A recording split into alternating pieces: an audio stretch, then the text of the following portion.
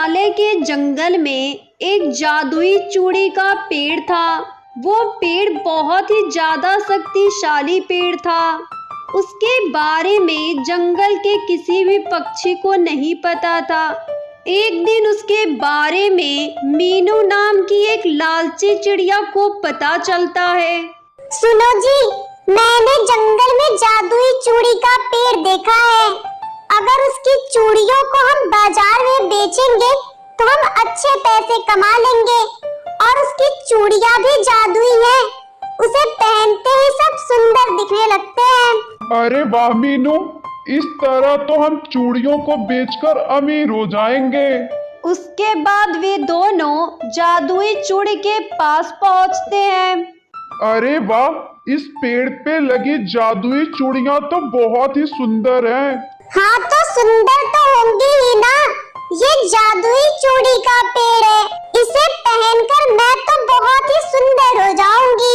चलो चलो, अब जल्दी से इसकी चूड़ियों को तोड़ते हैं और इसे बाजार में बेचकर हम बहुत सारे पैसे कमाएंगे। उन दोनों की बातें सुनकर पेड़ बहुत ही गुस्सा होता है और उनसे कहता है, सुनो लालची पक्षियों, मैंने तुम दोनों की सारी बातें सुन ली हैं। तुम दोनों पैसा कमाने के लिए मेरी चूड़ियों को बेचना चाहते हो। मैं तुम्हें एक भी चूड़ी नहीं लेने दूंगा। चले जाओ यहाँ से। अरे मीनू, ये पेड़ तो जादुई चूड़ियों को तोड़ने से मना कर रहा है। अरे तुम चिंता मत करो, इसका उपाय मेरे पास है। अब देखो मैं क्या करती हूँ। उसके बाद मीनू चिड़िया एक फरसा निकालती है और पेड़ को डराते हुए कहती है, देखो जादुई पेड़, तुम मुझे अपनी चूड़ियां दे दो, नहीं तो मैं तुम्हें इस फरसे से काट दूंगी और तुम फिर खत्म हो जाओगे। अरे तुम तो बहुत ही दुष्ट और बेरहम चिड़िया हो। मैं तुम्हें अपनी चूड़ियां तोड़ने नहीं दूंगा। चली जाओ यहाँ से।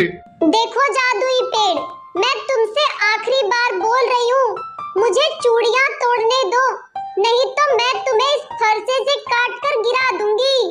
मीनू चिड़िया की बातें सुनकर जादुई चूड़ी का पेड़ बहुत ही ज्यादा डर जाता है और मीनू चिड़िया और टुन्नू चिड़ा को अपनी सारी चूड़ियां देने के लिए तैयार हो जाता है। ऐसे ही मीनू चिड़िया और टुन्नू चिड़ा उस पेड़ से सारी चूड़ियों को तोड़ लेते हैं और उन्हें बाजार में बेचने लगते हैं। ऐसे ही कुछ दिन बीत जाते हैं। एक दिन टुनटुनी और उसकी बेटी उस जादुई चूड़ी के पेड़ के पास आते हैं। हे जादुई चूड़ी के पेड़, हमने सुना है आप जादुई चूड़ियां देते हैं जो बहुत ही ज्यादा शक्तिशाली होती हैं। हाँ टुनटुनी, मैं जादुई चूड़ियां देता हूँ, पर मुझे माफ करना, मेरे पेड़ पर इस टाइम एक भी चूड़ियां नहीं है। मेरी सारी चूड़ियां टुन्नू चिड़ा और मीनू चिड़िया ले जाते हैं। तुम एक काम करो, तुम कुछ दिन बाद आना, तब तक मेरे पेड़ पर चूड़ियां लग जाएंगी।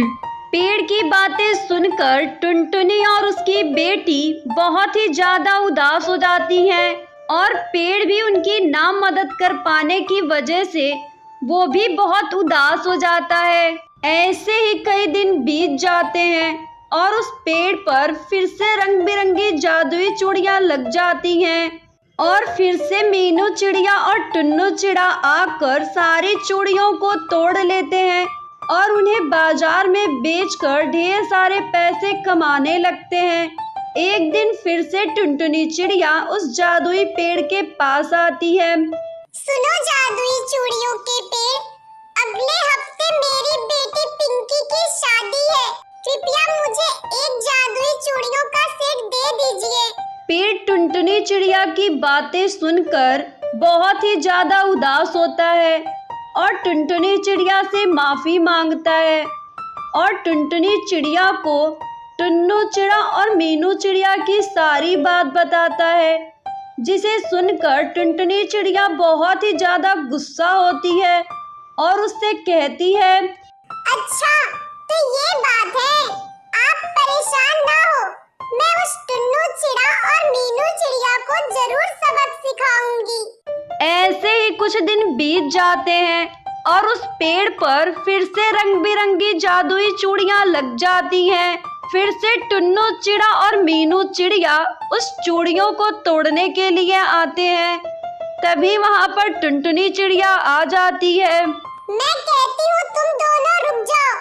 तुम दोनों फिर से जादुई चूड़ियों को तोड़ने आए हो। मैं तुम्हें इस बार चूड़ियों को तोड़ने नहीं दूंगी। अगर तुमने चूड़ियाँ तोड़ा तो मेरे से बुरा कोई नहीं होगा। ए चिड़िया, तू हमें रोकेगी? रुक, मैं तुझे अभी बताती हूँ। मीनू चिड़िया कुछ करती उससे पहले ही टुनटुनी चिड़िया जादुई पेड़ से जादुई चूड़ी को तोड़कर उसे पिंजड़े में कैद कर देती है और उससे कहती है, अब तुम दोनों बिना कुछ खाए पिए कई दिनों तक